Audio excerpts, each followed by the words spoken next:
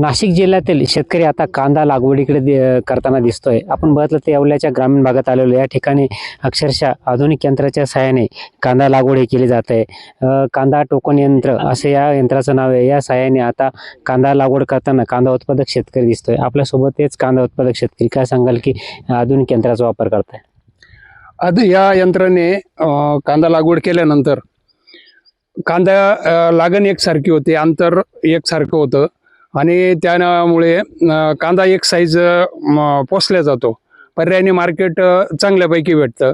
आणि दुसरी गोष्ट, दिवसेंदिवस मजुरांची टंचाई, वाढती मजुरी याला कुठंतरी आळा घालून उत्पादन खर्च कमी करण्यासाठी शेतकऱ्यांनी आधुनिक शेतीकडे वळून जास्तीत जास्त यांत्रिक शेती कशी करता येईल यावर भर देणं गरजेचं आहे। त्याच उद्देशाने आम्ही आजही कांदा टोकन यंत्राने कांद्याची लागवड करतोय, जेणेकरून उत्पादन खर्च आमचा कमी होईल।